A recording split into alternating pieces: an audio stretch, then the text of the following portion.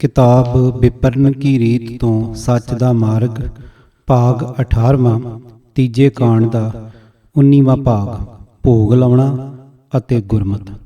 ਲੇਖਕ ਗੁਰਬਖਸ਼ ਸਿੰਘ ਕਾਲਾ ਅਫਗਾਨਾ, ਆਵਾਜ਼ ਗੁਰਜੰਟ ਸਿੰਘ ਰੂਪੋਵਾਲੀ। ਵਾਹਿਗੁਰੂ ਜੀ ਕਾ ਖਾਲਸਾ, ਵਾਹਿਗੁਰੂ ਜੀ ਕੀ ਫਤਿਹ।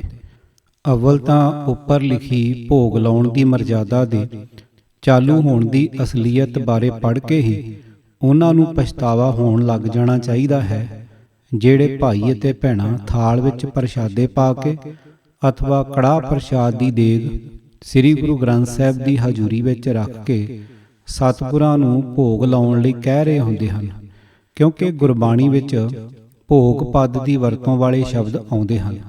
ਭੋਗ ਲਫ਼ਜ਼ ਬਾਰੇ ਗੁਰਮਤਿ ਵਿਚਾਰ ਸਾਂਝੀ ਕਰ ਲੈਣੀ ਜ਼ਰੂਰੀ ਹੈ। ਮਹਾਨ ਕੋਸ਼ ਵਿੱਚ ਭੋਗ ਸ਼ਬਦ ਦੇ ਕਈਆਂ ਅਰਥਾਂ ਵਿੱਚ ਇੱਕ ਅਰਥ ਦੇਵਤੇ ਨੂੰ ਅਰਪਿਆ ਪ੍ਰਸਾਦ ਵੀ ਹੈ। ਵੇਦਾਂ, ਸ਼ਾਸਤਰਾਂ, ਸਿਮਰਤੀਆਂ, ਪੁਰਾਣਾ ਅਥਵਾ ਗੀਤਾ ਆਦਿ ਗ੍ਰੰਥਾਂ ਦਾ ਲਿਖਾਰੀ ਬ੍ਰਾਹਮਣ ਇਹ ਗੱਲ ਜਾਣਦਾ ਸੀ ਕਿ ਪਰਮਾਤਮਾ ਵਿੱਚ ਪਰਮ ਸ਼ਕਤੀ ਹੈ, ਉਹ ਵਿਅਕਤੀ ਨਹੀਂ ਹੈ। ਹਿੰਦੂਆਂ ਦੇ ਧਰਮ ਗ੍ਰੰਥ ਮਹਾਭਾਰਤ ਵਿੱਚ ਸਿਮਰਤੀ ਦੇ ਕਥਿਤ ਲੇਖਕ ਮਨੂ ਜੀ ਦੀ ਜ਼ਬਾਨੀ ਅਖਵਾਇਆ ਹੋਇਆ ਉਪਦੇਸ਼ ਬ੍ਰਾਹਮਣ ਨੇ ਇਸ ਪ੍ਰਕਾਰ ਲਿਖਿਆ ਹੈ।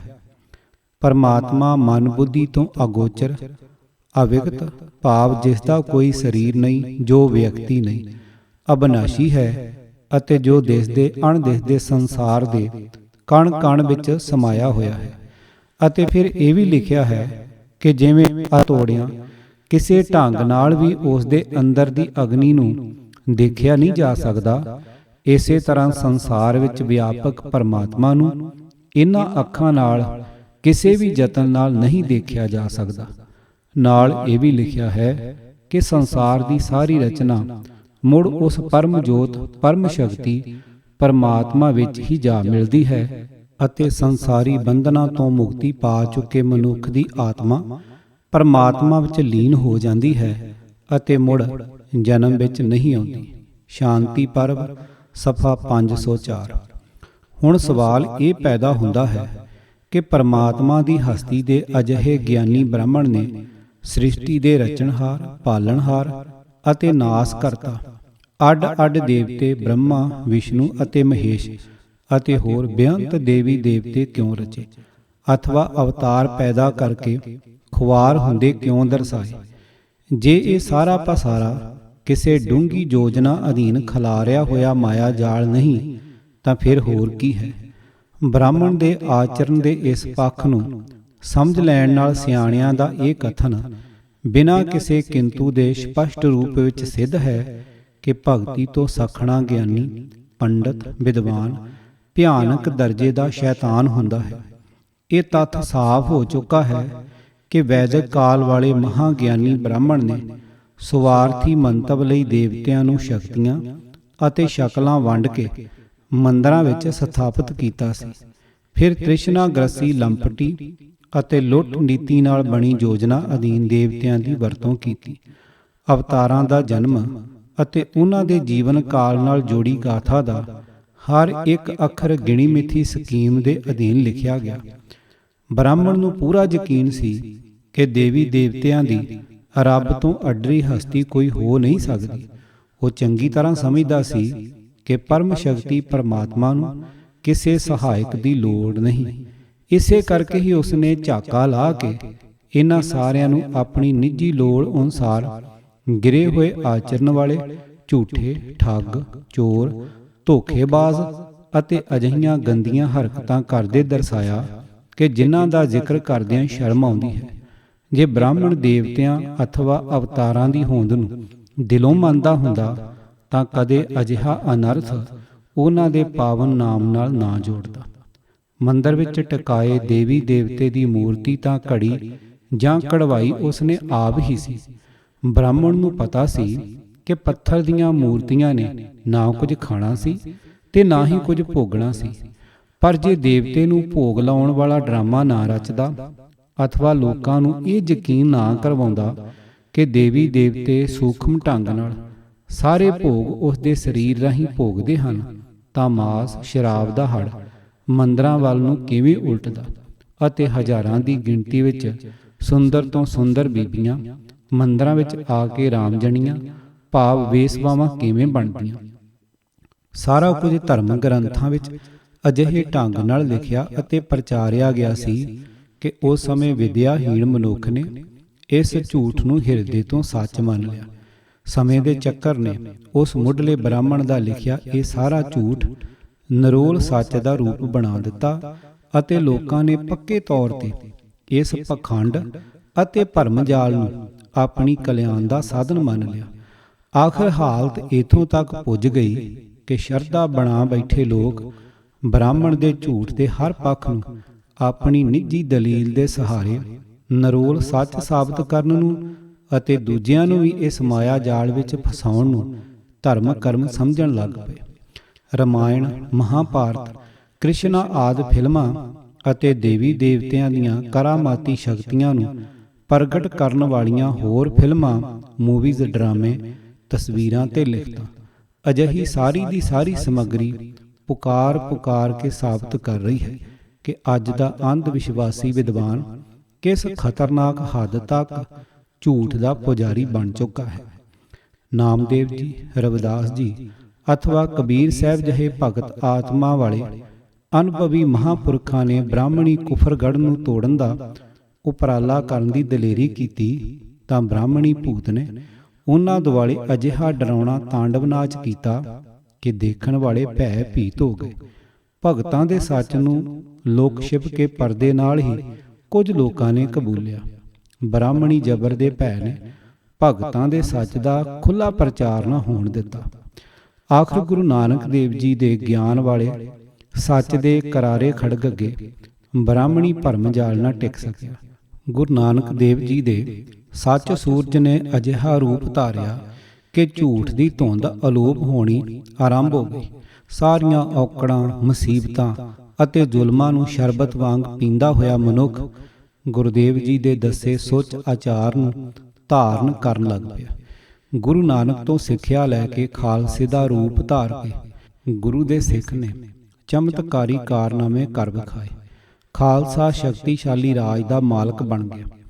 10ਵੇਂ ਜਾਮੇ ਪਿੱਛੋਂ 5 ਭੂਤਕ ਸਰੀਰ ਵਿੱਚ ਆਉਣ ਦੀ ਖੇਡ ਸਮਾਪਤ ਕਰਨ ਦਾ ਜਦ ਗੁਰੂ ਨਾਨਕ ਨਿਰੰਕਾਰੀ ਦਾ ਪ੍ਰੋਗਰਾਮ ਬਣ ਗਿਆ ਤਾਂ ਸਿੱਖ ਨੂੰ ਸਦੀਵੀਂ ਸੇਧ ਲੈਂਦੇ ਰਹਿਣ ਲਈ ਸ਼ਬਦ ਗੁਰੂ ਗ੍ਰੰਥ ਸਾਹਿਬ ਜੀ ਦੇ ਲੜ ਲਾ ਦਿੱਤਾ ਅਤੇ ਨਾਲ ਹੀ ਕਰੜੀ ਤਾੜਨਾ ਕੀਤੀ ਕਿ ਹੇ ਸੁਖੀ ਲੱਦੇ ਖਾਲਸਾ ਪੁੱਤਰ ਜੀਓ, ਭਾਵੇਂ ਤੁਸਾਂ ਸੀਸ ਦੇ ਕੇ ਸਿੱਖੀ ਲਈ ਹੈ, ਭਾਵੇਂ ਤੁਸੀਂ 5 ਬਾਣੀ ਦੇ ਪਾਠੀ ਅਤੇ 5 ਕਕਾਰਾਂ ਦੇ ਪੱਕੇ ਧਾਰਨੀ ਵੀ ਬਣ ਚੁੱਕੇ ਹੋ, ਪਰ ਜੇ ਤੁਸੀਂ ਮੇਰੀਆਂ ਆਸਾਂ, ਉਮੀਦਾਂ ਅਤੇ ਸੱਧਰਾਂ ਦਾ ਖੂਨ ਕਰਕੇ ਮੁੜ ਬ੍ਰਾਹਮਣੀ ਰੀਤ ਦੇ ਧਾਰਨੀ ਬਣ ਗਏ ਤਾਂ ਤੇਜ ਪ੍ਰਤਾਪ ਗੁਆ ਬੈਠੋਗੇ ਅਤੇ ਮੇਰੀਆਂ ਨਜ਼ਰਾਂ ਵਿੱਚੋਂ ਗਿਰ ਜਾਵੋਗੇ। ਜਿੰਨਾ ਚਿਰ ਤੁਸੀਂ ਵਿਪਰਨ ਕੀ ਰੀਤ ਨੂੰ ਪੂਰਨ ਤੌਰ ਨਾਲ ਤਿਆਗ ਕੇ ਮੁੜ ਸੁੱਚ ਆਚਾਰ ਦੇ ਧਾਰਨੀ ਬਣ ਕੇ ਸ਼ਬਦ ਗੁਰੂ ਦੇ ਹੁਕਮ ਨਾਲ ਨਾ ਜੁੜੋਗੇ, ਤੁਹਾਨੂੰ ਤੇਜ ਪ੍ਰਤਾਪ ਅਤੇ ਮਾਣ ਸਤਿਕਾਰ ਦਾ ਉਹ ਜੀਵਨ ਕਦੇ ਨਹੀਂ ਮਿਲ ਸਕਣਾ ਜੋ ਤੁਸੀਂ ਅੱਜ ਮਾਣ ਰਹੇ ਹੋ। ਪਰ ਬ੍ਰਾਹਮਣ ਦੀ ਜਿਹੜੀ ਕੂਟਨੀਤੀ ਬੁੱਧ ਧਰਮ ਨੂੰ ਉਸ ਦੇ ਸੈਂਕੜੇ ਸਾਲਾਂ ਦੇ ਰਾਜ ਸਮੇਤ ਖਤਮ ਕਰ ਚੁੱਕੀ ਸੀ, ਉਸ ਨੇ ਆਪਣਾ ਰੰਗ ਵਿਖਾਇਆ। ਆਪਣੀ ਉਸ ਘਾਤਕ ਰੀਤ ਨੂੰ ਗੁਰਦੇਵ ਜੀ ਨੇ ਜਿਸ ਤੋਂ ਬਚ ਕੇ ਰਹਿਣ ਲਈ ਕਿਹਾ ਸੀ, ਏਡੀ ਸਫਾਈ ਨਾਲ ਸਿੱਖ ਪੰਥ ਵਿੱਚ ਵਾੜਨਾ ਆਰੰਭ ਕੀਤਾ ਕਿ ਖਾਲਸਾ ਜੀ ਉਸ ਦੀਆਂ ਲਗਭਗ ਸਾਰੀਆਂ ਰੀਤਾਂ ਦਾ ਧਾਰਨੀ ਬਣ ਕੇ ਵੀ ਆਪਣੇ ਆਪ ਨੂੰ ਨਿਆਰਾ ਹੀ ਸਮਝਦਾ ਰਿਹਾ। ਗੁਰੂ ਗ੍ਰੰਥ ਸਾਹਿਬ ਨੂੰ ਦੇਵਤੇ ਦੇ ਰੂਪ ਵਿੱਚ ਮੰਨ ਕੇ ਬ੍ਰਾਹਮਣ ਵਾਂਗ ਹੀ ਉਸ ਅੱਗੇ ਪ੍ਰਸ਼ਾਦ ਦੇ ਥਾਲ ਰੱਖ ਕੇ ਭੋਗ ਲਾਉਣ ਲਈ ਅਰਦਾਸਾਂ ਕਰਨੀਆਂ ਘਟੀਆ ਕਿਸਮ ਦੀ ਉਹੀ ਰੀਤ ਹੈ ਜਿਸ ਦੇ ਆਸਰੇ ਬ੍ਰਾਹਮਣ ਮਾਸ, ਸ਼ਰਾਬ ਅਤੇ ਇਸਤਰੀਆਂ ਦਾ ਭੋਗੀ ਬਣ ਸਕਿਆ ਸੀ। ਇੱਕ ਹੱਡਬੀਤੀ ਘਟਨਾ ਇਸ ਪ੍ਰਕਾਰ ਹੈ। ਕੈਨੇਡਾ ਦੇਸ਼ ਦੇ ਇੱਕ ਸ਼ਹਿਰ ਦੇ ਕਾਲਜ ਵਿੱਚ ਵਿਦਿਆਰਥੀਆਂ ਨੂੰ ਪੜ੍ਹਾਉਣ ਵਾਲੇ ਇੱਕ ਵਿਦਵਾਨ ਨੇ ਦਾਸ ਦੇ ਪਰਿਵਾਰ ਨੂੰ ਰਾਤ ਦੀ ਰੋਟੀ ਖਾਣ ਲਈ ਆਪਣੇ ਘਰ ਬੁਲਾਇਆ। ਘਰ ਵਾਲਿਆਂ ਦੇ ਸੰਬੰਧੀ ਪੜ੍ਹੇ ਲਿਖੇ ਪਰਿਵਾਰ ਹੋਰ ਵੀ ਆਏ ਹੋਏ ਸਨ। ਉਹਨਾਂ ਵਿੱਚ ਚਰਚਾ ਚੱਲ ਰਹੀ ਸੀ ਕਿ ਗੁਰੂ ਨਾਨਕ ਦੇਵ ਜੀ ਮੂਰਤੀ ਪੂਜਾ ਦੇ ਵਿਰੁੱਧ ਨਹੀਂ ਸਨ। ਦਲੀਲ ਇਹ ਦਿੱਤੀ ਜਾ ਰਹੀ ਸੀ ਕਿ ਭਗਤ ਧੰਨਾ ਜੀ ਦੀ ਬਾਣੀ ਨੂੰ ਗੁਰੂ ਗ੍ਰੰਥ ਸਾਹਿਬ ਵਿੱਚ ਥਾਂ ਮਿਲਣੀ ਮੂਰਤੀ ਪੂਜਕਾਂ ਨੂੰ ਸਤਿਕਾਰ ਦੇਣ ਵਾਲੀ ਗੱਲ ਹੈ। ਭਾਈ ਗੁਰਦਾਸ ਜੀ ਦੀ ਵਾਰ ਨੰਬਰ 10 ਪੌੜੀ 13 ਤੋਂ ਇਹ ਸਿੱਧ ਕੀਤਾ ਜਾ ਰਿਹਾ ਸੀ ਕਿ ਭਗਤ ਧੰਨਾ ਜੀ ਨੂੰ ਪ੍ਰਭੂ ਦੇ ਦਰਸ਼ਨ ਪੱਥਰ ਦੀ ਪੂਜਾ ਤੋਂ ਹੋਏ ਸਨ। ਪੰਨਾ 487 ਤੇ ਪੰਚਮ ਪਾਤਸ਼ਾਹ ਜੀ ਦਾ ਆਸਾ ਰਾਗ ਦਾ ਸ਼ਬਦ ਹੈ। ਦਾਸ ਨੇ ਪੜ੍ਹ ਕੇ ਤਸੱਲੀ ਕਰਾਉਣ ਦਾ ਯਤਨ ਕੀਤਾ ਕਿ ਭਗਤ ਧੰਨਾ ਜੀ ਨੇ ਪੱਥਰ ਪੂਜਣ ਤੋਂ ਰੱਬ ਨਹੀਂ ਸੀ ਪਾਇਆ। ਇਹ ਸਾਖੀ ਬ੍ਰਾਹਮਣੀ ਕੁਟਲ ਨੀਤੀ ਕਾਰਨ ਸਿੱਖ ਜਗਤ ਵਿੱਚ ਪ੍ਰਚਲਿਤ ਹੋਈ ਹੈ। ਗੁਰਬਾਣੀ ਦੇ ਸ਼ਬਦ ਤੇ ਆਧਾਰਿਤ ਦਾਸ ਦੀ ਦਲੀਲ ਸੁਣ ਕੇ ਹਿੰਦੂ ਪ੍ਰੋਫੈਸਰ ਨੇ ਬੜੇ ਜ਼ੋਰਦਾਰ ਸ਼ਬਦਾਂ ਵਿੱਚ ਇਹ ਆਖਿਆ ਕਿ ਭਾਵੇਂ ਆਪ ਦੀ ਦਲੀਲ ਕੱਟਣ ਗੋਚਰੀ ਨਹੀਂ ਹੈ, ਪਰ ਫਿਰ ਵੀ ਤਕਰੀਬਨ ਸਾਰਾ ਸਿੱਖ ਜਗਤ ਘਟੀਆ ਕਿਸਮ ਦਾ ਇਮਜ ਵਰਸ਼ਿਪਰ ਹੈ, ਭਾਵ ਆਕਾਰ ਪੂਜਕ ਹੈ। ਹੈਰਾਨੀ ਦੀ ਗੱਲ ਇਹ ਹੈ ਕਿ ਆਪਣੀ ਪੀੜ੍ਹੀ ਹੇਠ ਸੋਟਾ ਮਾਰਨ ਦੀ ਥਾਂ ਸਿੱਖ ਮੂਰਤੀ ਪੂਜਕਾਂ ਨੂੰ ਨਿੰਦਤਾ ਪਤਾ ਨਹੀਂ ਕਿਹੜੇ ਮੂੰਹ ਨਾਲ ਹੈ। ਦਾਸ ਨੇ ਪੁੱਛ ਲਿਆ ਕਿ ਸਿੱਖ ਬੁੱਤ ਪੂਜ ਕਿਵੇਂ ਹੋਏ, ਅਤੇ ਜਦ ਬੁੱਤ ਪੂਜਣਾ ਹੈ ਹੀ ਘਟੀਆ ਕੰਮ, ਫਿਰ ਇਸ ਨੂੰ ਸਿੱਖਾਂ ਨਾਲ ਜੋੜ ਕੇ ਨਿਤਾਰ ਕੇ ਘਟੀਆ ਲਫ਼ਜ਼ ਕਿਸ ਕਾਰਨ ਘੜਿਆ ਹੈ। ਤਾਂ ਅੱਗੋਂ ਜੋ ਉਸ ਸੂਝਵਾਨ ਭਲੇ ਪੁਰਸ਼ ਨੇ ਕਿਹਾ, ਭਾਵੇਂ ਦਾਸ ਨੇ ਐਵੇਂ ਢੀਠ ਪੁਣੇ ਨਾਲ ਸਿਰ ਅੜਾਈ ਕੀਤੀ, ਪਰ ਉਸ ਦੀ ਗੱਲ 100 ਪੈਸੇ ਸੱਚ ਹੋ ਦਿਸੀ ਸੀ। ਪ੍ਰੋਫੈਸਰ ਸਾਹਿਬ ਦਾ ਕਥਨ ਇੰਜ ਦਾ ਸੀ। ਇੱਕ ਪਾਸੇ ਹਿੰਦੂ ਹੈ, ਉਹ ਪੱਥਰ, ਲੱਕੜੀ, ਮਿੱਟੀ ਆਦਿ ਦੀ ਮੂਰਤੀ ਆਪ ਬਣਾਉਂਦਾ ਹੈ ਜਾਂ ਬਣੀ ਬਣਾਈ ਖਰੀਦ ਲੈਂਦਾ ਹੈ ਅਤੇ ਉਸ ਦੀ ਪੂਜਾ ਕਰਦਾ ਹੈ। ਹਿੰਦੂ ਖੁੱਲ੍ਹ ਕੇ ਮੰਨਦਾ ਹੈ ਕਿ ਉਹ ਮੂਰਤੀ ਪੂਜਾ ਕਰਦਾ ਹੈ। ਇੱਧਰ ਸਿੱਖ ਨੇ ਵੀ ਆਪ ਹੀ ਇੱਕ ਆਕਾਰ ਤਿਆਰ ਕੀਤਾ ਹੁੰਦਾ ਹੈ ਅਤੇ ਉਸ ਦਾ ਨਾਮ ਗੁਰੂ ਗ੍ਰੰਥ ਸਾਹਿਬ ਥਾਪਦਾ ਹੈ। ਗੁਰੂ ਘਰ ਦੀ ਇਮਾਰਤ, ਥੜਾ, ਪਾਲਕੀ, ਚੰਦੋਵਾ, ਰੁਮਾਲੇ, ਪੀੜਾ ਆਦਿ ਸਭ ਕੁਝ ਆਪ ਬਣਾਉਂਦਾ ਹੈ। ਫਿਰ ਮੰਦਰ ਦੀ ਮੂਰਤੀ ਵਾਂਗ ਹੀ ਚੜਾਵੇ ਅਤੇ ਭੇਟਾ ਦੇ ਪਦਾਰਥ ਅਥਵਾ ਸਮੱਗਰੀ ਅਰਪਣ ਕਰਕੇ ਮੱਥੇ ਰਗੜਦਾ ਹੋਇਆ ਉਸ ਦੀ ਪੂਜਾ ਕਰਦਾ ਹੈ। ਥਾਲੀਆਂ ਸਜਾ ਕੇ ਆਰਤੀਆਂ ਕਰਦਾ ਹੈ। ਭਜਨਾਂ ਅਥਵਾ ਸ਼ਬਦਾਂ ਨੂੰ ਰਾਗਾਂ ਵਿੱਚ ਗਾ ਕੇ ਕੀਰਤਨ ਵੀ ਹਿੰਦੂ ਵਾਂਗ ਕਰਦਾ ਹੈ ਅਤੇ ਇਸ ਨੂੰ ਨਾਮ ਜਪਣਾ ਅਥਵਾ ਭਗਤੀ ਦਾ ਅੰਗ ਮੰਨਦਾ ਹੈ। ਭੋਜਨ ਦੇ ਥਾਲ ਭਰ ਕੇ ਆਪਣੇ ਗੁਰੂ ਦੇ ਅੱਗੇ ਰੱਖ ਕੇ ਮੰਦਰ ਦੀ ਮੂਰਤੀ ਵਾਂਗ ਗੁਰੂ ਗ੍ਰੰਥ ਸਾਹਿਬ ਦੀ ਸੇਵਾ ਵਿੱਚ ਭੋਗ ਲਾਉਣ ਲਈ ਬੇਨਤੀਆਂ ਵੀ ਮੰਦਰ ਦੇ ਪੁਜਾਰੀ ਵਾਂਗ ਹੀ ਕਰਦਾ ਹੈ। ਅਰਦਾਸ ਕਰਨ ਲੱਗਾ ਦਾਨ ਦੇ ਵੱਟੇ, ਸੰਸਾਰੀ ਪਦਾਰਥਾਂ ਦੀ ਮੰਗ ਕਰਦਾ ਹੈ। ਸੁਖਣਾ ਕਰਦਾ ਹੈ।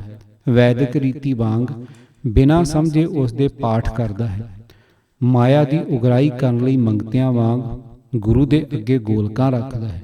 ਗੁਰੂ ਦੇ ਥੜੇ ਦੀਆਂ ਪਰਿਕਰਮਾ ਕਰਕੇ ਸਮਝਦਾ ਹੈ ਕਿ ਗੁਰੂ ਦੀ ਹਾਜ਼ਰੀ ਭਰ ਲਈ ਹੈ। ਆਦਿ ਸਭ ਕੁਝ ਉਹੀ ਹੋ ਰਿਹਾ ਹੈ ਜੋ ਆਦਿ ਕਾਲ ਤੋਂ ਬ੍ਰਾਹਮਣ ਨੇ ਪੱਥਰ ਦੀ ਮੂਰਤੀ ਅਥਵਾ ਮੰਦਰ ਨਾਲ ਜੋੜਿਆ ਸੀ। ਪਹਿਲੀ ਮਾੜੀ ਗੱਲ ਇਹ ਹੈ ਕਿ ਇਹ ਸਭ ਕੁਝ ਕਰਦਾ ਹੋਇਆ ਵੀ ਸਿੱਖ ਇਹ ਮੰਨਣ ਨੂੰ ਤਿਆਰ ਨਹੀਂ ਕਿ ਉਹ ਬੁੱਤ ਪ੍ਰਸਤਾਂ ਵਾਂਗ ਹੀ ਆਕਾਰ ਪੂਜਕ ਹੈ। ਹਿੰਦੂ ਨੂੰ ਪਤਾ ਹੈ ਕਿ ਉਸ ਨੂੰ ਆਪਣੀ ਬਣਾਈ ਮੂਰਤ ਨੂੰ ਫੋਲਿਆ ਉਸ ਦੇ ਅੰਦਰੋਂ ਕੁਝ ਨਹੀਂ ਲੱਭਣਾ। ਸਿੱਖ ਨੂੰ ਵਿਸ਼ੇਸ਼ ਕਰਕੇ ਘਟੀਆ ਕਿਸਮ ਦਾ ਮੂਰਤੀ ਪੂਜ ਇਸ ਕਾਰਨ ਕਿਹਾ ਸੀ ਕਿ ਜਿਸ ਆਕਾਰ ਦੇ ਬਾਹਰੀ ਸਰੂਪ ਦੀ ਉਹ ਪੂਜਾ ਕਰਦਾ ਹੈ, ਉਸ ਦੇ ਅੰਦਰ ਅਨਮੋਲ ਰਤਨਾਂ ਦਾ ਅਥਾਹ ਖਜ਼ਾਨਾ ਹੈ। ਉਸ ਖਜ਼ਾਨੇ ਦੀ ਸਾਰ ਨੂੰ ਸਿੱਖ ਜਾਣਦਾ ਹੀ ਨਹੀਂ ਅਤੇ ਸਿੱਖ ਦਾ ਸਾਰਾ ਵਿਹਾਰ ਗੁਰੂ ਦੇ ਰਤਨਾ ਰੂਪੀ ਉਪਦੇਸ਼ਾਂ ਦੇ ਉਲਟ ਹੈ। ਇਸ ਦਾ ਆਕਾਰ ਜੋ ਸਿੱਖ ਨੇ ਆਪ ਬਣਾਇਆ ਹੈ, ਸਿੱਖ ਦਾ ਗੁਰੂ ਨਹੀਂ ਹੈ। ਸਿੱਖ ਦਾ ਗੁਰੂ ਉਹ ਹੈ ਜਿਸ ਦਾ ਕੋਈ ਆਕਾਰ ਨਹੀਂ, ਜੋ ਅੱਖੀਆਂ ਨਾਲ ਵੇਖਿਆ ਨਹੀਂ ਜਾ ਸਕਦਾ। ਸਿੱਖ ਦਾ ਗੁਰੂ ਹੈ ਗਿਆਨ, ਜਿਸ ਦੇ ਦਰਸ਼ਨ ਉਸ ਨੂੰ ਸਮਝਿਆ ਅਤੇ ਉਸ ਅਨੁਸਾਰ ਜੀਵਨ ਬਣਾਇਆ ਹੋਣੇ ਹਨ। ਉਸ ਗੁਰੂ ਤਾਈਂ ਪੁੱਛਣ ਦੀ ਸਿੱਖ ਲੋੜ ਹੀ ਨਹੀਂ ਸਮਝਦਾ। ਪੀੜੀ ਦੇ ਪਾਵੇ ਘੁੱਟ ਕੇ ਸਮਝਦਾ ਹੈ ਗੁਰੂ ਦੇ ਚਰਨ ਦਬਾਉਣ ਦੀ ਸੇਵਾ ਕਰ ਰਿਹਾ ਹਾਂ। ਕਿੱਡੀ ਮੰਦਭਾਗੀ ਘੜੀ ਬਣ ਰਹੀ ਹੈ ਕਿ ਇੱਕ ਅਜਿਹਾ ਮਨੁੱਖ ਜੋ ਗੁਰੂ ਗ੍ਰੰਥ ਸਾਹਿਬ ਨੂੰ ਆਪਣਾ ਇਸ਼ਟ ਨਹੀਂ ਮੰਨਦਾ, ਉਸਨੇ ਤਾਂ ਸਿੱਖ ਦੇ ਗੁਰੂ ਨੂੰ ਪਛਾਣ ਲਿਆ, ਪਰ ਸਿੱਖ ਅਜੇ ਤਾਈਂ ਗੁਰੂ ਦੇ ਉਸ ਬਾਹਰੀ ਸਰੂਪ ਦੀ ਪੂਜਾ ਕਰਕੇ ਅਥਵਾ ਉਸ ਨੂੰ ਭੋਗ ਲਾ ਕੇ ਸੰਤੁਸ਼ਟ ਹੋ ਰਿਹਾ ਹੈ ਜੋ ਉਸਨੇ ਆਪ ਹੀ ਬਣਾਇਆ ਹੈ। ਧਰਮੀ ਪੁਰਖਾਂ ਦੀ ਖੁਰਾਕ ਦਾ ਜ਼ਿਕਰ ਕਰਦਿਆਂ ਗੁਰਬਾਣੀ ਦਾ ਫਰਮਾਨ ਹੈ, ਉਨੀ ਦੁਨੀਆ ਤੋੜੇ ਬੰਧਨਾ, ਅੰਨ ਪਾਣੀ ਥੋੜਾ ਖਾਇਆ।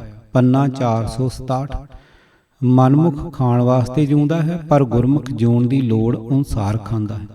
ਜ਼ਰਾ ਵਿਵੇਕ ਬੁੱਧ ਨਾਲ ਵਿਚਾਰੀਏ ਕਿ ਜੇ ਦੇਵਤੇ ਵੀ ਨਿਰਜੀਵ ਮੂਰਤੀ, ਤਾਂ ਗੁਰੂ ਦੇ ਜਿਸ ਸਰੂਪ ਦੇ ਅਸੀਂ ਲੜ ਲੱਗੇ ਹਾਂ, ਭਾਵ ਅੱਖੀਆਂ ਨਾਲ ਨਹੀਂ ਦੇਖਿਆ ਜਾਣ ਵਾਲਾ ਬਾਹਰੀ ਆਕਾਰ ਜੋ ਛਾਪੇਖਾਨੇ ਵਾਲੇ ਆਪਣੀ ਵਿਉਂਤ ਅਨੁਸਾਰ ਛੋਟਾ, ਵੱਡਾ ਅਥਵਾ ਦਰਮਿਆਨਾ ਆ ਤਿਆਰ ਕਰਦੇ ਹਨ, ਕਿ ਉਹ ਸਰੂਪ ਕਿਸੇ ਪਦਾਰਥ ਨੂੰ ਖਾਣ ਪੀਣ ਅਥਵਾ ਭੋਗਣ ਦੀ ਲੋੜ ਅਨੁਭਵ ਕਰਦਾ ਹੋਵੇਗਾ। ਸਪਸ਼ਟ ਹੈ ਕਿ ਅਜਿਹੀ ਵਿਚਾਰ ਮੂਰਖਤਾਈ ਗ੍ਰਸਿਆ ਕੋਝਾ ਭਰਮ ਹੈ।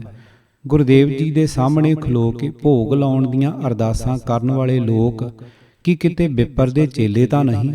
ਗੁਰੂ ਗ੍ਰੰਥ ਸਾਹਿਬ ਜੀ ਨੇ ਪੇਟ ਦੀ ਭੁੱਖ ਮਿਟਾ ਸਕਣ ਵਾਲੇ ਕਿਸੇ ਭੋਜਨ ਨੂੰ ਜ਼ਿੰਦਗੀ ਦਾ ਆਸਰਾ ਮੰਨਣ ਦੀ ਗੱਲ ਨਹੀਂ ਕੀਤੀ, ਸਗੋਂ ਐਸੇ ਪਦਾਰਥ ਦੀ ਭੁੱਖ ਹੋਣ ਦਾ ਗਿਆਨ ਦਿੱਤਾ ਹੈ ਜਿਸ ਦੀ ਪ੍ਰਾਪਤੀ ਨਾਲ ਮਨੁੱਖ ਦੇ ਸਾਰੇ ਦੁੱਖਾਂ ਦਾ ਨਾਸ ਹੋ ਜਾਂਦਾ ਹੈ। ਸਾਚੇ ਨਾਮ ਕੀ ਲਾਗੈ ਭੂਖ, ਤਿਤ ਭੂਖੈ ਖਾਏ ਚੱਲੀਏ ਦੂਖ। ਪੰਨਾ 349। ਭਗਤ ਜਨਾਂ ਨੂੰ ਸਦਾ ਪਰਮਾਤਮਾ ਦੀ ਸਿਫਤ ਸਲਾਹ ਕਰਨ ਦੀ ਹੀ ਭੁੱਖ ਹੋਣ ਕਰਕੇ ਉਹਨਾਂ ਦਾ ਆਸਰਾ ਪ੍ਰਭੂ ਦਾ ਨਾਮ ਹੀ ਹੁੰਦਾ ਹੈ। ਨਾਨਕ ਭਗਤਾਂ ਭੁੱਖ ਸਲਾਹਣ, ਸੱਚ ਨਾਮ ਆਧਾਰ। ਪੰਨਾ 466। ਭੋਗ।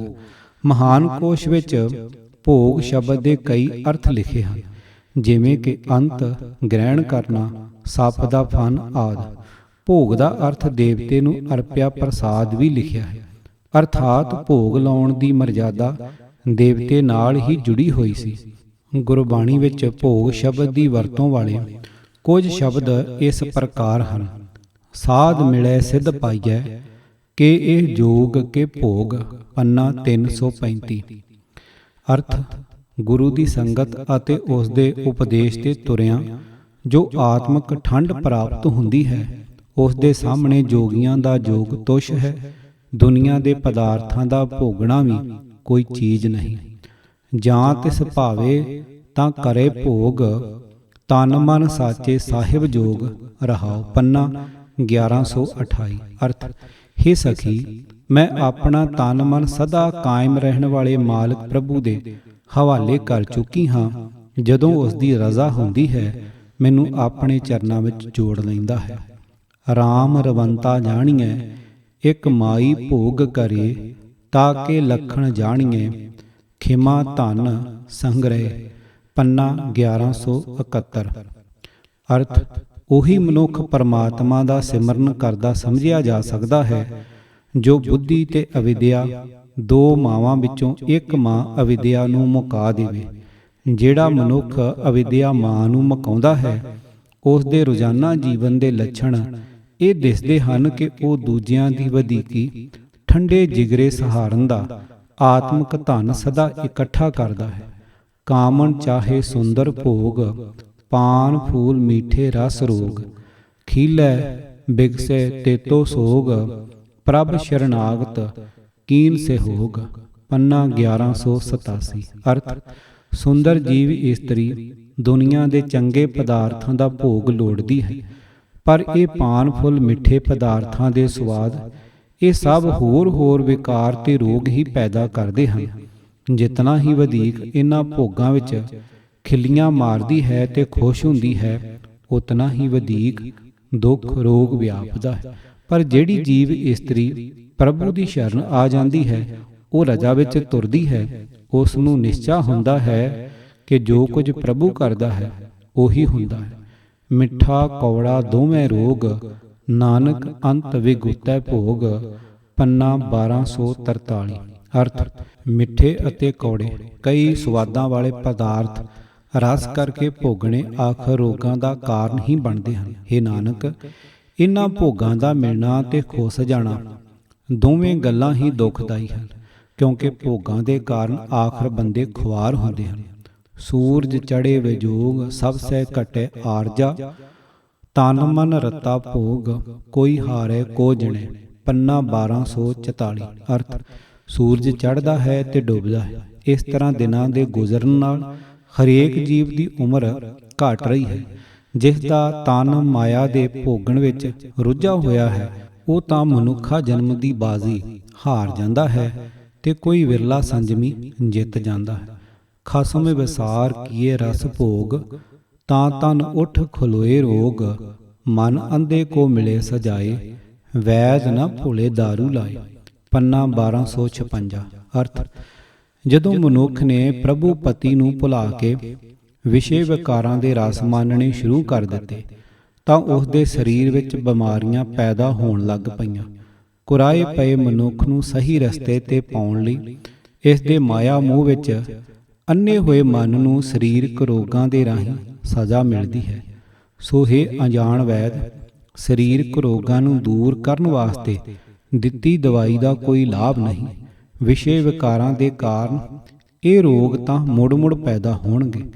ਮਨ ਕੀਆਂ ਇੱਛਾ ਪੂਰੀਆਂ, ਪਾਇਆ ਧੁਰ ਸੰਜੋਗ। ਨਾਨਕ ਪਾਇਆ ਸਚ ਨਾਮ, ਸਦ ਹੀ ਭੋਗੈ ਭੋਗ। ਪੰਨਾ 959।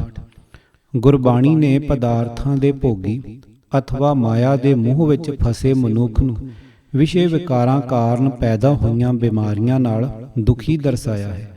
ਗੁਰਬਾਣੀ ਅੰਦਰ ਅਜਿਹਾ ਕੋਈ ਸ਼ਬਦ ਨਹੀਂ ਹੈ ਜਿੱਥੇ ਪ੍ਰਭੂ ਅਥਵਾ ਗੁਰੂ ਨੂੰ ਪਦਾਰਥਾਂ ਦਾ ਭੋਗੀ ਦਰਸਾਇਆ ਹੋਵੇ। ਗੁਰੂ ਇਤਿਹਾਸ ਵਿੱਚੋਂ ਵੀ ਅਜਿਹੀ ਕੋਈ ਸਾਖੀ ਨਹੀਂ ਮਿਲਦੀ ਜਿੱਥੋਂ ਇਹ ਸਮਝ ਪੈ ਸਕਦੀ ਹੋਵੇ ਕਿ ਗੁਰਦੇਵ ਜੀ ਨੇ ਕਦੇ ਕਿਸੇ ਪਦਾਰਥ ਅਥਵਾ ਭੋਜਨ ਦੀ ਉਚੇਚੀ ਇੱਛਾ ਦਰਸਾਈ ਹੋਵੇ। ਨਾ ਹੀ ਪੰਥਕ ਮਰਜ਼ਾਦਾ ਵਾਲੀ ਅਰਦਾਸ ਵਿੱਚ ਗੁਰਦੇਵ ਜੀ ਨੂੰ ਭੋਗ ਲਾਉਣ ਲਈ ਬੇਨਤੀ ਕਰਨੀ ਦੱਸੀ ਹੈ। ਫਿਰ ਵੀ ਜਿਹੜੇ ਸੱਜਣ ਭੋਜਨਾਂ ਪਕਵਾਨਾਂ ਦੇ ਥਾਲ ਪਰੋਸ ਕੇ ਗੁਰਦੇਵ ਜੀ ਦੇ ਹਜ਼ੂਰ ਲਿਆ ਰੱਖਦੇ ਹਨ ਅਤੇ ਭੋਗ ਲਾਉਣ ਦੀਆਂ ਅਰਦਾਸਾਂ ਕਰਦੇ ਹਨ, ਉਹਨਾਂ ਵਿੱਚੋਂ ਬਹੁ ਗਿਣਤੀ ਤਾਂ ਉਹਨਾਂ ਦੀ ਹੈ ਜੋ ਗੁਰਬਾਣੀ ਸ਼ਬਦ ਦੀ ਤੁਕ ਦੇ ਇਸ ਭਾਗ ਹੁਣ ਲਾਭੋ ਭੋਗ ਹਰ ਰਾਏ ਦਾ ਹਵਾਲਾ ਦੇ ਕੇ ਸੰਗਤਾਂ ਦੇ ਮਨਾਂ ਅੰਦਰ ਇੱਕ ਭਰਮ ਪੱਕਾ ਕਰਦੇ ਹਨ ਕਿ ਗੁਰੂ ਅਰਜਨ ਦੇਵ ਜੀ ਮਹਾਰਾਜ ਨੇ ਭੋਗ ਲਾਉਣ ਲਈ ਅਰਦਾਸ ਕਰਨ ਵਾਸਤੇ ਆਪ ਫਰਮਾਨ ਕੀਤਾ ਹੈ। ਇਹ ਨਿਤਾਰਾ ਨਹੀਂ ਕਰਦੇ ਕਿ ਗੁਰਦੇਵ ਜੀ ਨੇ ਕਿਹੜੇ ਪਦਾਰਥ ਦਾ ਭੋਗ ਲਾਉਣ ਲਈ ਕਿਸ ਨੂੰ ਕਿਹਾ ਹੈ। ਗੁਰਬਾਣੀ ਦੇ ਹੁਕਮਾਂ ਦੀ ਜਾਣ ਬੁੱਝ ਕੇ ਗਲਤ ਵਰਤੋਂ ਕਰਨ ਵਾਲੇ ਗੁਰੂ ਨਿੰਦਕਾਂ ਅਤੇ ਪੰਥ ਦੇ ਦੁਸ਼ਮਣਾਂ ਲਈ ਤਾਂ ਬਸ ਹੁਣ ਲਾਭੋ ਭੋਗ ਤਿੰਨ ਸ਼ਬਦ ਹੀ ਕਾਫੀ ਹਨ। ਉਹਨਾਂ ਦਾ ਮੰਤਵ ਪੂਰੀ ਸਫਲਤਾ ਨਾਲ ਨੇਪਰੇ ਚੜ੍ਹ ਰਿਹਾ ਹੈ। ਉਹਨਾਂ ਦੇ ਯਤਨਾਂ ਦਾ ਹੀ ਸਿੱਟਾ ਹੈ ਕਿ ਲੰਬਟੀ ਆਦਿ ਬ੍ਰਾਹਮਣ ਵੱਲੋਂ ਚਲਾਈ ਹੋਈ ਇਹ ਭੋਗ ਲਾਉਣ ਵਾਲੀ ਰੀਤ ਕਰੀਬ ਸਾਰੇ ਗੁਰੂ ਘਰਾਂ ਵਿੱਚ ਕਿਸੇ ਨਾ ਕਿਸੇ ਰੂਪ ਵਿੱਚ ਚਾਲੂ ਹੈ।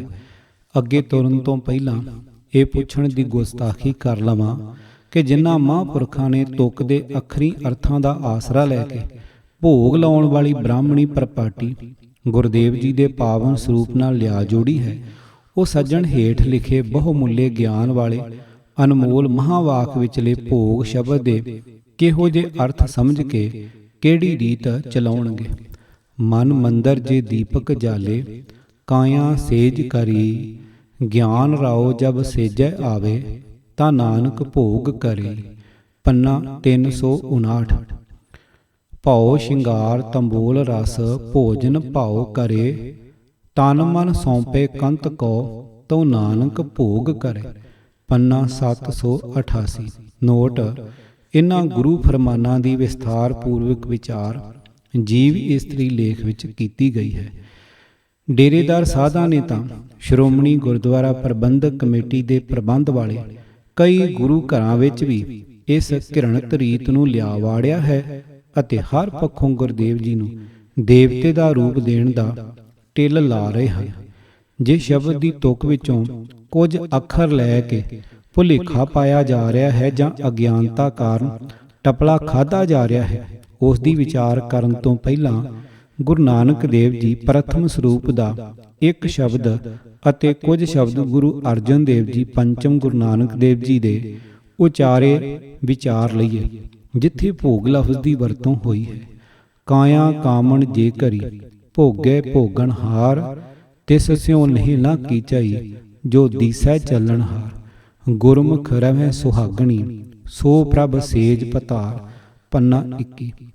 ਜਿਵੇਂ ਇਸਤਰੀ ਆਪਣੇ ਆਪ ਨੂੰ ਆਪਣੇ ਪਤੀ ਦੇ ਹਵਾਲੇ ਕਰਦੀ ਹੈ, ਤਿਵੇਂ ਜੇ ਮੈਂ ਕਾਇਆ ਨੂੰ ਇਸਤਰੀ ਬਣਾਵਾਂ, ਕਾਇਆ ਇਸਤਰੀ ਗਿਆਨ ਇੰਦਰੀਆਂ ਨੂੰ ਪ੍ਰਭੂ ਵਾਲੇ ਪਾਸੇ ਪਰਤਾਵਾਂ, ਤਾਂ ਪ੍ਰਭੂ ਪਤੀ ਦਾ ਮਿਲਾਪ ਹੋ ਜਾਵੇ। ਸਰੀਰ ਨਾਲ ਇਤਨਾ ਮੋਹ ਨਹੀਂ ਕਰਨਾ ਚਾਹੀਦਾ ਕਿ ਇਹਨਾਂ ਨੂੰ ਵਿਕਾਰਾਂ ਵੱਲ ਖੁੱਲ੍ਹ ਮਿਲੀ ਰਹੇ। ਇਹ ਤਾਂ ਪ੍ਰਮੁੱਖ ਤੌਰ ਤੇ ਨਾਸ਼ਵੰਤ ਹੈ। ਗੁਰੂ ਦੇ ਰਾਹੇ ਤੁਰਨ ਵਾਲੀਆਂ ਜੀਵ ਇਸਤਰੀਆਂ ਪ੍ਰਭੂ ਨੂੰ ਸਿਮਰਦੀਆਂ ਹਨ।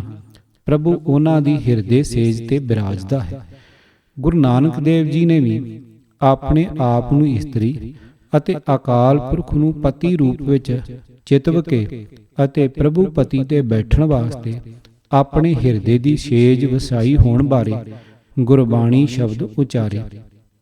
ਪ੍ਰਭੂ ਨਾਲ ਪਿਆਰ ਦੀ ਇਹ ਸਿਖਰ ਸਾਰੇ ਭਗਤਾਂ ਦੇ ਹਿਰਦੇ ਦੀ ਅਥਵਾ ਗੁਰੂ ਸਾਹਿਬਾਨ ਦੇ ਹਿਰਦੇ ਦੀ ਪਿਆਰ ਉਮੰਗ ਗੁਰਬਾਣੀ ਵਿੱਚੋਂ ਪ੍ਰਤੱਖ ਦਿਸ ਆਉਂਦੀ ਹੈ। ਗੁਰਮਤਿ ਨੇ ਜਗਤ ਵਿੱਚ ਪ੍ਰਭੂ ਨੂੰ ਹੀ ਪੁਰਖ ਮੰਨਿਆ ਹੈ। ਗੁਰਦੇਵ ਜੀ ਨੇ ਸਾਰੇ ਜਗਤ ਨੂੰ ਉਸ ਪ੍ਰਭੂ ਦੀ ਨਾਰੀ ਰੂਪ ਵਿੱਚ ਦੇਖਿਆ ਹੈ। ਇਸ ਜਗ ਮੈਂ ਪੁਰਖ ਏਕ ਹੈ, ਹੋਰ ਸਗਲੀ ਨਾਰ ਸਬਾਈ। ਪੰਨਾ 591। ਇਸ ਸਿਧਾਂਤ ਨੂੰ ਭੁਲਾ ਕੇ ਕਿਸੇ ਤੁਕ ਦੇ ਅੱਖਰੀ ਅਰਥ ਕਰਨ ਨਾਲ ਗੁਰਬਾਣੀ ਦੇ ਅਸਲ ਭਾਵ ਨੂੰ ਸਮਝਣ ਤੋਂ ਖੁੰਝ ਜਾਈਦਾ ਹੈ, ਅਥਵਾ ਗੁਰਬਾਣੀ ਬਾਰੇ ਭੁਲੇਖੇ ਪਾਉਣ ਲਈ ਅਜਿਹਾ ਕੁਝ ਜਾਣ ਬੁੱਝ ਕੇ ਵੀ ਕੀਤਾ ਜਾ ਰਿਹਾ ਹੈ। ਇਸੇ ਤਰ੍ਹਾਂ ਹੀ ਗੁਰੂ ਅਰਜਨ ਦੇਵ ਜੀ ਦੇ ਸ਼ਬਦ ਹਨ, ਹਰ ਹਰ ਹਰ ਆਰਾਧੀਐ ਹੋਈਏ ਆਰੋਗ, ਆਰਾਮ ਚੰਦ ਕੀ ਲਾਸਟਿਕਾ ਜਿਨ ਮਾਰਿਆ ਰੋਗ ਰਹਾਓ। ਗੁਰ ਪੂਰਾ ਹਰ ਜਾਪੀਐ ਨਿਤ ਕੀਚੈ ਭੋਗ, ਸਾਧ ਸੰਗਤ ਕੈ ਵਾਰਣੈ ਮਿਲਿਆ ਸੰਜੋਗ। ਪੰਨਾ 817। ਪ੍ਰਿਉ ਆਪਣਾ ਗੁਰ ਬਸ ਕਰ ਦੀਨਾ, ਭੋਗੋ ਭੋਗ ਨਿਸੰਗਾ। ਨਿਰਭਉ ਭਏ ਨਾਨਕ ਭਉ ਮਿਟਿਆ, ਹਰ ਪਾਇਓ ਪਾਠੰਗਾ। ਪੰਨਾ 1210। ਅਰਥ, ਗੁਰੂ ਨੇ ਪਿਆਰਾ ਪ੍ਰਭੂ ਮੇਰੇ ਪਿਆਰ ਦੇ ਵਸ ਵਿੱਚ ਕਰ ਦਿੱਤਾ ਹੈ। ਹੁਣ ਕਾਮ ਆਦਿਕ ਦੀ ਰੁਕਾਵਟ ਤੋਂ ਬਿਨਾਂ ਮੈਂ ਉਸ ਮਿਲਾਪ ਦਾ ਆਤਮਿਕ ਆਨੰਦ ਮਾਣਦਾ ਹਾਂ। ਮੈਂ ਜੀਵਨ ਦਾ ਆਸਰਾ ਪ੍ਰਭੂ ਲੱਭ ਲਿਆ ਹੈ। ਮੇਰਾ ਹਰੇਕ ਡਰ ਮਿਟ ਗਿਆ ਹੈ। ਮੈਂ ਕਾਮਾਦਿਕ ਦੇ ਹੱਲਿਆਂ ਤੋਂ ਨਿਡਰ ਹੋ ਗਿਆ ਹਾਂ। ਆਠ ਪਹਿਰ ਉਦਕ ਇਸ਼ਨਾਨੀ, ਸਦ ਹੀ ਭੋਗ ਲਗਾਏ ਸੋ ਗਿਆਨੀ। ਬਿਰਥਾ ਕਾਹੂ ਛੋੜੈ ਨਾਹੀ, ਬਹੁਰ ਬਹੁਰ ਤਿਸ ਲਾਗੈ ਪਾਈ। ਸਾਲ ਗਿਰਾਮ ਹਮਾਰੈ ਸੇਵਾ, ਪੂਜਾ ਅਰਚਾ ਬੰਧਨ ਦੇਵਾ ਰਹਾਓ। ਪੰਨਾ 393। ਅਰਥ, ਹੇ ਪੰਡਤ, ਪਰਮਾਤਮਾ ਦੇਵ ਦੀ ਸੇਵਾ ਭਗਤੀ ਹੀ ਸਾਡੇ ਘਰ ਵਿੱਚ ਸਾਲਗ੍ਰਾਮ ਦੀ ਪੂਜਾ ਹੈ। ਹਰਨਾਮ ਦਾ ਸਿਮਰਨ ਹੀ ਸਾਡੇ ਵਾਸਤੇ ਸਾਲਗ੍ਰਾਮ ਦੀ ਪੂਜਾ, ਸੁਗੰਧੀ ਭੇਟ ਤੇ ਨਮਸਕਾਰ ਹੈ। ਹੇ ਪੰਡਤ, ਅਸੀਂ ਉਸ ਹਰ ਸਾਲਗ੍ਰਾਮ ਦੀ ਪੈਰੀ ਮੁੜ ਮੁੜ ਲੱਗਦੇ ਹਾਂ ਜੋ ਕਿਸੇ ਦੀ ਵੀ ਦਰਦ ਪੀੜ ਨਹੀਂ ਰਹਿਣ ਦਿੰਦਾ। ਉਹ ਜਲਾਂ ਥਲਾਂ ਵਿੱਚ ਹਰ ਥਾਂ ਵਸਣ ਵਾਲਾ ਹਰ ਸਾਲਗ੍ਰਾਮ ਅੱਠੇ ਪੈਰ ਹੀ ਪਾਣੀਆਂ ਦੇ ਇਸ਼ਨਾਨ ਕਰਨ ਵਾਲਾ ਹੈ। ਹਰੇਕ ਦੇ ਦਿਲ ਦੀ ਚੰਗੀ ਤਰ੍ਹਾਂ ਜਾਣਨ ਵਾਲਾ ਉਹ ਹਰ ਸਾਲਗ੍ਰਾਮ ਸਭ ਜੀਵਾਂ ਦੇ ਅੰਦਰ ਬੈਠ ਕੇ ਸਦ ਹੀ ਭੋਗ ਲਾਉਂਦਾ ਰਹਿੰਦਾ ਹੈ, ਪਦਾਰਥ ਛਕਦਾ ਰਹਿੰਦਾ ਹੈ। ਪੰਚਮ ਪਾਤਸ਼ਾਹ ਜੀ ਦੇ ਉਚਾਰੇ ਜਿਸ ਪਾਵਨ ਸ਼ਬਦ ਦੀ ਤੁਕ ਦੀ ਮਨਮਤੀ ਵਰਤੋਂ ਕਰਕੇ ਬ੍ਰਾਹਮਣੀ ਚੇਲਿਆਂ ਨੇ ਭੋਗ ਲਾਉਣ ਦੀ ਬ੍ਰਾਹਮਣੀ ਲੰਪਟ ਨੀਤੀ ਵਾਲੀ ਰੀਤ ਨਿਆਸਰੇ ਸਤਿਗੁਰਾਂ ਦੇ ਪਾਵਨ ਸਰੂਪ ਨਾਲ ਲਿਆ ਜੋੜੀ ਹੈ, ਉਸ ਦੀ ਵਿਚਾਰ ਕਰਨ ਤੋਂ ਪਹਿਲਾਂ ਪੰਚਮ ਗੁਰੂ ਨਾਨਕ ਦੇਵ ਜੀ ਦਾ ਉਚਾਰਿਆ ਪਾਵਨ ਸ਼ਬਦ ਵਿਚਾਰ ਲਈਏ।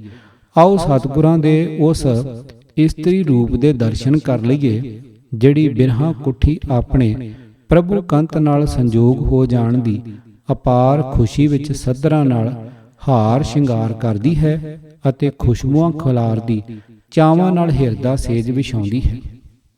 ਗ੍ਰਹਿ ਵਸ ਗੁਰ ਕੀਨਾ, ਹਉ ਘਰ ਕੀ ਨਾਰ।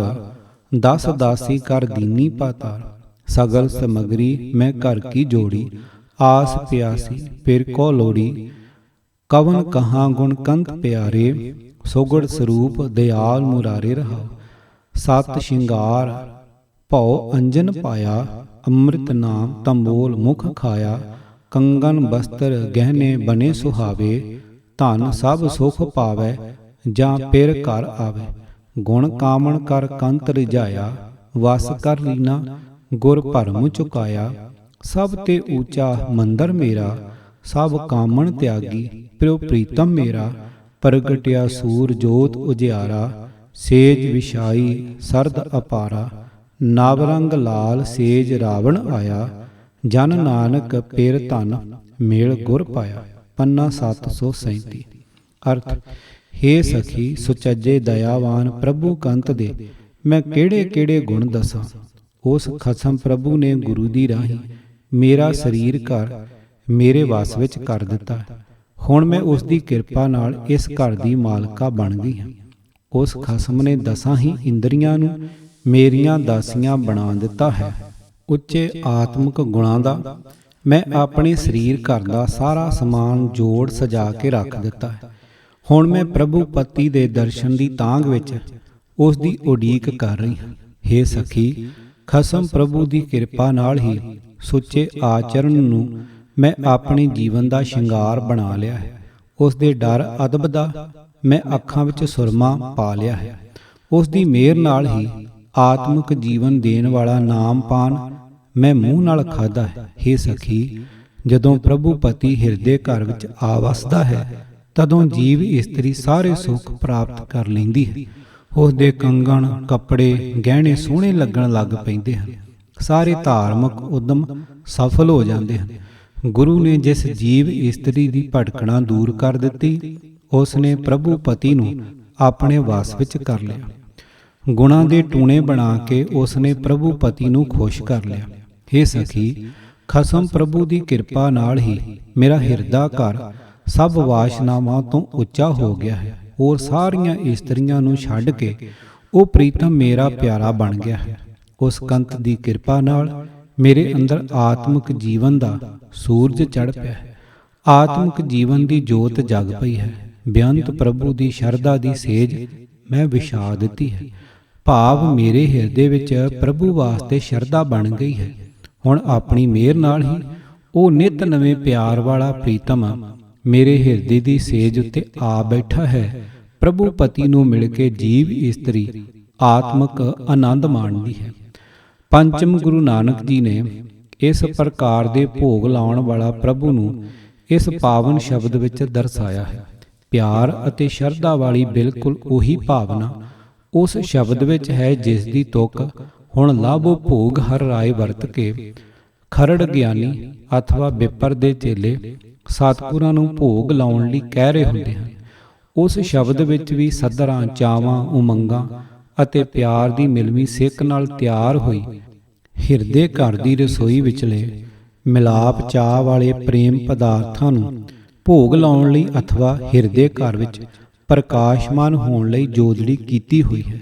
ਜਿਸ ਗੁਰੂ ਸ਼ਬਦ ਦੀ ਤੁਕ ਵਰਤ ਕੇ ਵਿਪਰ ਜੀ ਨੇ ਆਪਣੇ ਚੇਲਿਆਂ ਰਾਹੀਂ ਗੁਰੂ ਦਰਬਾਰ ਵਿੱਚ ਬ੍ਰਾਹਮਣੀ ਰੀਤ ਲਿਆਵਾੜੀ ਹੈ, ਉਹ ਪੂਰਾ ਸ਼ਬਦ ਇਸ ਪ੍ਰਕਾਰ ਹੈ। ਕਿਆ ਤੂੰ ਸੋਚੇ, ਕਿਆ ਤੂੰ ਚਿਤਵੇਂ, ਕਿਆ ਤੂੰ ਕਰਹਿ ਉਪਾਏ, ਤਾਕੋ ਕਹੋ ਪਰਵਾਹ ਕਾਹੂ ਕੀ, ਜਿਹ ਗੋਪਾਲ ਸੁਹਾਏ। ਬਰਸੇ ਮੇਘ ਸਖੀ ਘਰ ਪਾਹੁਨ ਆਏ, ਮੁਹੇ ਦੀਨ ਕਿਰਪਾ ਨਿਧ ਠਾਕੁਰ, ਨਾਵਨਿਧ ਨਾਮ ਸਮਾਏ ਰਹਾ।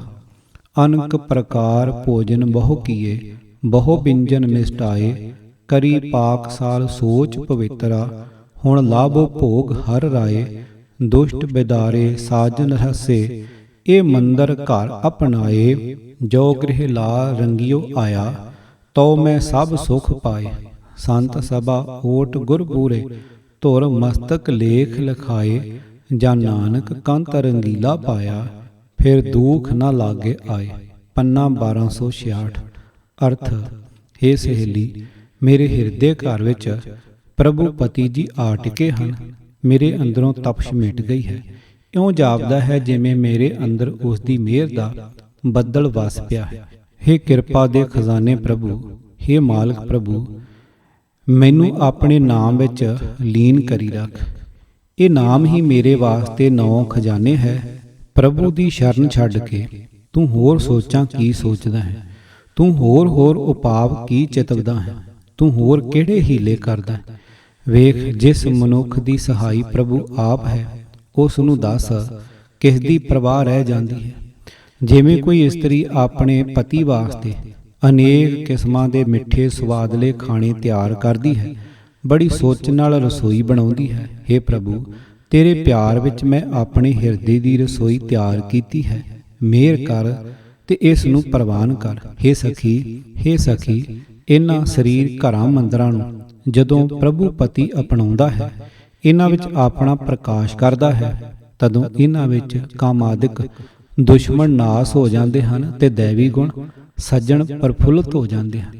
ਹੇ ਸਖੀ, ਜਦੋਂ ਤੂੰ ਮੇਰੇ ਹਿਰਦੇ ਘਰ ਵਿੱਚ ਸੋਹਣਾ ਲਾਲ ਪ੍ਰਭੂ ਆ ਵਸਿਆ ਹੈ, ਤਦੋਂ ਤੂੰ ਮੈਂ ਸਾਰੇ ਸੁੱਖ ਹਾਸਲ ਕਰ ਲਏ ਹਨ। ਹੇ ਨਾਨਕ, ਧੋ ਦਰਗਾਹ ਤੋਂ ਜਿਸ ਜੀਵ ਦੇ ਮੱਥੇ ਉੱਤੇ ਸਾਧ ਸੰਗਤ ਵਿੱਚ ਪੂਰੇ ਗੁਰੂ ਦੀ ਓਟ ਦਾ ਲੇਖ ਲਿਖਿਆ ਹੁੰਦਾ ਹੈ, ਉਸ ਨੂੰ ਸੋਹਣਾ ਪ੍ਰਭੂ ਪਤੀ ਮਿਲ ਪੈਂਦਾ ਹੈ। ਉਸ ਨੂੰ ਫਿਰ ਕੋਈ ਦੁੱਖ ਪੋ ਨਹੀਂ ਸਕਦਾ। ਪੰਚਮ ਪਾਤਸ਼ਾਹ ਜੀ ਨੇ ਤਾਂ ਗੁਰੂ ਸ਼ਬਦ ਵਿੱਚ ਹਰੀ ਰਾਏ ਨੂੰ ਭਾਵ ਵਾਹਿਗੁਰੂ ਨੂੰ ਸੰਬੋਧਨ ਕੀਤਾ ਹੈ, ਪਰ ਹੈਰਾਨੀ ਦੀ ਗੱਲ ਇਹ ਹੈ ਕਿ ਸਾਡੇ ਅਰਦਾਸੀਏ ਉਹੀ ਤੁਕ ਵਰਤ ਕੇ ਸਿੱਧਾ ਸਤਿਗੁਰਾਂ ਨੂੰ ਭੋਗ ਲਾਉਣ ਲਈ ਕਹਿ ਰਹੇ ਹੁੰਦੇ ਹਨ। ਸਤਿਗੁਰਾਂ ਨੇ ਆਪਣੇ ਪ੍ਰਭੂ ਪਤੀ ਦੇ ਮਿਲਾਪ ਵਾਲੇ ਭੋਗ ਅਥਵਾ ਆਤਮਿਕ ਆਨੰਦ ਮਾਣਨ ਬਾਰੇ ਹੋਰ ਵੀ ਕਈ ਅਨਮੋਲ ਬਚਨ ਉਚਾਰੇ ਹਨ। ਦੁਰਜਨ ਦੂਜਾ ਭਾਉ ਹੈ, ਵਿਛੋੜਾ ਹਉਮੈ ਰੋਗ, ਸੱਜਣ ਸੱਚਾ ਪਾਤਸ਼ਾਹ, ਜਿਸ ਮਿਲ ਕੀਚੈ ਭੋਗ। ਪੰਨਾ 1094। ਅਰਥ, ਪ੍ਰਭੂ ਤੋਂ ਬਿਨਾਂ ਕਿਸੇ ਹੋਰ ਨਾਲ ਪਿਆਰ ਜਿੰਦ ਦਾ ਵੱਡਾ ਵੈਰੀ ਹੈ। ਹਉਮੈ ਦਾ ਰੋਗ ਪ੍ਰਭੂ ਨਾਲੋਂ ਵਿਛੋੜਾ ਪਾਉਣ ਵਾਲਾ ਹੈ। ਸਦਾ ਕਾਇਮ ਰਹਿਣ ਵਾਲਾ ਪ੍ਰਭੂ ਪਾਤਸ਼ਾਹ ਜਿੰਦ ਦਾ ਮਿੱਤਰ ਹੈ, ਜਿਸ ਨੂੰ ਮਿਲ ਕੇ ਆਤਮਿਕ ਆਨੰਦ ਮਾਣਿਆ ਜਾ ਸਕਦਾ ਹੈ। ਜਿਸ ਪ੍ਰਭੂ ਦਾ ਅੱਡਰਾ ਅਤੇ ਵਿਸ਼ੇਸ਼ ਆਕਾਰ ਹੈ ਹੀ ਨਹੀਂ, ਜਿਸ ਦਾ ਕੋਈ ਰੂਪ ਰੇਖ ਕੁਛ ਵੀ ਨਹੀਂ, ਅਤੇ ਜੋ ਸਾਰੇ ਜੀਵਾਂ ਅਥਵਾ ਸਾਰੇ ਪਦਾਰਥਾਂ ਦੇ ਵਿੱਚ ਸਮਾਇਆ ਹੋਣ ਕਰਕੇ ਉਹਨਾਂ ਦਾ ਭੋਗ ਹਰ ਸਮੇਂ ਕਰ ਰਿਹਾ ਹੈ, ਉਸ ਵਾਸਤੇ ਕਿਸ ਭਾਂਡੇ ਵਿੱਚ ਭੋਜਨ ਪਾ ਕੇ ਭੋਗ ਲਾਉਣ ਲਈ ਬੇਨਤੀ ਕਰਨੀ ਉਸ ਬੇਅੰਤ ਪਰਮਾਤਮਾ ਦੇ ਅਗੰਮ ਅਤੇ ਅਥਾਹ ਹਸਤੀ ਨਾਲ ਮਖੌਲ ਕਰਨ ਦਾ ਘੋਰ ਪਾਪ ਹੈ। ਅਜਿਹਾ ਪਾਪ ਬ੍ਰਾਹਮਣ ਦੇ ਕਰਨ ਵਾਸਤੇ ਹੀ ਹੈ। ਗੁਰੂ ਦਾ ਸਿੱਖ ਪਾਪੀ ਕਿਉਂ ਬਣੇ? ਤੂੰ ਸਭ ਘਟ ਭੋਗੈ ਆਪ, ਤੁਧ ਲੇਪ ਨਾ ਲਾਹਰਾ। ਪੰਨਾ 1096। ਜਿਸ ਗੁਰੂ ਗ੍ਰੰਥ ਸਾਹਿਬ ਦੇ ਸ਼ਬਦ ਵਿੱਚੋਂ ਕੁਝ ਅੱਖਰ ਲੈ ਕੇ ਗੁਰੂ ਅਥਵਾ ਪਰਮਾਤਮਾ ਨਾਲ ਮਖੌਲ ਕਰਨ ਵਾਲਾ ਬ੍ਰਾਹਮਣੀ ਅਪਰਾਧ ਕਰਦੇ ਹਾਂ, ਉਸ ਗੁਰੂ ਦਾ ਫਰਮਾਨ ਪਦਾਰਥਾਂ ਦੇ ਭੋਗ ਬਾਰੇ ਇਹ ਹੈ, ਕੱਪੜ ਭੋਗ ਵਿਕਾਰ, ਇਹ ਹੱਬੇ ਹੀ ਸ਼ਾਰ, ਖਾਕ ਲੜੇਂਦਾ ਤਨ ਖੇ, ਜੋ ਰਤੇ ਦੀਦਾਰ। ਪੰਨਾ 1098। ਅਰਥ, ਪ੍ਰਭੂ ਦੀ ਜਾਤ ਤੋਂ ਵਿਰਵੇ ਰਹਿ ਕੇ ਨਿਰੇ ਖਾਣ ਹੰਢਾਣ ਦੇ ਪਦਾਰਥ ਵਿਕਾਰ ਪੈਦਾ ਕਰਦੇ ਹਨ। ਇਸ ਵਾਸਤੇ ਅਸਲ ਵਿੱਚ ਇਹ ਸਾਰੇ ਸੁਆਹ ਸਮਾਨ ਹਨ, ਉੱਕੇ ਹੀ ਨਿਕੰਮੇ ਹਨ। ਤਾਈਓ ਮੈਂ ਉਹਨਾਂ ਬੰਦਿਆਂ ਦੇ ਚਰਨਾਂ ਦੀ ਧੂੜ ਭਾਲਦਾ ਹਾਂ ਜੋ ਪ੍ਰਭੂ ਦੇ ਦੀਦਾਰ ਵਿੱਚ ਰੰਗੇ ਹੋਏ ਹਨ। ਪਰਮਾਤਮਾ ਦੀ ਸਿਫਤ ਸਲਾਹ ਵਾਲੀ ਗੱਲ ਤੋਂ ਬਿਨਾਂ ਹੋਰ ਅਰਦਾਸਾਂ ਕਰਨੀਆਂ ਸਤਿਗੁਰਾਂ ਦੇ ਹੁਕਮਾਂ ਦੀ ਉਲੰਘਣਾ ਹੈ। ਗੁਰਦੇਵ ਜੀ ਦੀ ਦੱਸੀ ਮਰਯਾਦਾ ਦਾ ਤਿਆਗ ਵਿਪਰਨ ਕੀ ਰੀਤ ਹੈ। ਮੂਰਤੀ ਪੂਜ ਵਿਪਰ ਨੂੰ ਪੱਥਰ ਦੀ ਮੂਰਤੀ ਦੇ ਅੱਗੇ ਭੋਜਨ ਦੇ ਥਾਲ ਭੇਟਾ ਕਰਕੇ ਭੋਗ ਲਾਉਣ ਲਈ ਅਰਦਾਸਾਂ ਕਰਦਾ ਵੇਖ ਕੇ ਭਗਤ ਕਬੀਰ ਜੀ ਨੇ ਫਰਮਾਨ ਕੀਤਾ ਕਿ ਸਾਰਾ ਕੁਝ ਖਾ ਤਾਂ ਤੁਸੀਂ ਆਪ ਜਾਂਦੇ ਹੋ, ਦੇਵਤੇ ਅਥਵਾ ਦੇਵਤੇ ਦੀ ਮੂਰਤੀ ਦੇ ਮੂੰਹ ਵਿੱਚ ਤਾਂ ਸੁਆਹ ਵੀ ਨਹੀਂ ਪੈਂਦੀ। ਭਾਤ ਪਹਿਤ ਅਰ ਲਾਪਸੀ, ਕਰ ਕਰਾ ਕਾ ਸਾਰ, ਭੋਗਣ ਹਾਰੇ ਭੋਗਿਆ, ਇਸ ਮੂਰਤ ਕੇ ਮੁਖ ਸ਼ਾਰ। ਪੰਨਾ 479। ਅਰਥ, ਭੱਤ, ਦਾਲ, ਲੱਪੀ ਤੇ ਮੁਕਰਨੀ ਪੰਜੀਰੀ ਤਾਂ ਪੁਜਾਰੀ ਹੀ ਛਕ ਜਾਂਦਾ ਹੈ, ਇਸ ਮੂਰਤੀ ਦੇ ਮੂੰਹ ਵਿੱਚ ਕੁਝ ਵੀ ਨਹੀਂ ਪੈਂਦਾ, ਕਿਉਂਕਿ ਇਹ ਤਾਂ ਨਰਜਿੰਦ ਹੈ, ਖਾਵੇ ਕਿਵੇਂ। ਗੁਰੂ ਅਰਜਨ ਦੇਵ ਜੀ ਦੇ ਉਚਾਰੇ ਬਚਨਾਂ ਦੇ ਗਲਤ ਅਰਥ ਕਰਕੇ ਪੰਥ ਵਿੱਚ ਵਿਪਰਨ ਕੀ ਰੀਤ ਲਿਆਉਣ ਵਾਲੇ ਸੱਜਣ ਹੁਣ ਗੁਰੂ ਅਰਜਨ ਦੇਵ ਜੀ ਦਾ ਇਹ ਬਚਨ ਵੀ ਪੜ੍ਹ ਲੈਣ, ਜਿੱਥੇ ਉਹਨਾਂ ਨੇ ਅਜਿਹੇ ਸ਼ਰਧਾਲੂਆਂ ਨੂੰ ਰੱਬ ਤੋਂ ਟੁੱਟਾ ਹੋਇਆ ਪਸ਼ੂ ਕਿਹਾ ਹੈ, ਜਿਹੜੇ ਕ੍ਰਿਸ਼ਨ ਦੀ ਮੂਰਤੀ ਨੂੰ ਭਗਵਾਨ ਸਮਝਦੇ ਹਨ ਅਤੇ ਲੋਕਾਂ ਦੀ ਅੱਖ ਬਚਾ ਕੇ ਉਸ ਨੂੰ ਪੰਜੀਰੀ ਆਦਿ ਦਾ ਭੋਗ ਲਵਾਉਂਦੇ ਹਨ। ਕਰ ਪੰਜੀਰ ਖਵਾਇਓ ਚੋਰ, ਉਹ ਜਨਮ ਨਾ ਮਰੇ ਰੇ ਸਾਕਤ ਢੋਰ। ਪੰਨਾ 1136। ਅਰਥ, ਹੇ ਭਾਈ, ਪੰਜੀਰੀ ਬਣਾ ਕੇ ਤੂੰ ਲੁਕਾ ਕੇ ਆਪਣੇ ਵੱਲੋਂ ਪਰਮਾਤਮਾ ਨੂੰ ਕ੍ਰਿਸ਼ਨ ਮੂਰਤੀ ਦੇ ਰੂਪ ਵਿੱਚ ਖਵਾਉਂਦਾ ਹੈ। ਹੇ ਰੱਬ ਤੋਂ ਟੁੱਟੇ ਹੋਏ ਮੂਰਖ, ਪਰਮਾਤਮਾ ਨਾ ਜੰਮਦਾ ਹੈ ਨਾ ਮਰਦਾ ਹੈ। ਸੋ ਸਿੱਖ ਸਖਾ ਬੰਧਪ ਹੈ ਭਾਈ, ਜੇ ਗੁਰ ਕੇ ਭਾਣੇ ਵਿੱਚ ਆਵੈ, ਆਪਣੇ ਭਾਣੇ ਜੋ ਚੱਲੇ ਭਾਈ, ਵਿਛੜ ਚੋਟਾਂ ਖਾਵੈ, ਬਿਨ ਸਤਿਗੁਰ ਸੁਖ ਕਦੇ ਨਾ ਪਾਵੈ ਭਾਈ, ਫਿਰ ਫਿਰ ਪਛੋਤਾਵੈ। ਪੰਨਾ 601। ਕਿਤਾਬ ਵਿਪਰਨ ਕੀ ਰੀਤ ਤੋਂ ਸੱਚ ਦਾ ਮਾਰਗ, ਭਾਗ 18ਵਾਂ, ਤੀਜੇ ਕਾਂਡ ਦਾ 19 ਨੰਬਰ ਭਾਗ। ਲੇਖਕ ਗੁਰਬਖਸ਼ ਸਿੰਘ ਕਾਲਾ ਅਫਗਾਨਾ, ਆਵਾਜ਼ ਗੁਰਜੰਟ ਸਿੰਘ ਰੂਪੋਵਾਲੀ। ਪੂਰੀ ਕਿਤਾਬ ਸੁਣਨ ਲਈ YouTube channel Gurjant Singh Rupowali subscribe ਕਰੋ। ਵਾਹਿਗੁਰੂ ਜੀ ਕਾ ਖਾਲਸਾ, ਵਾਹਿਗੁਰੂ ਜੀ ਕੀ ਫਤਿਹ।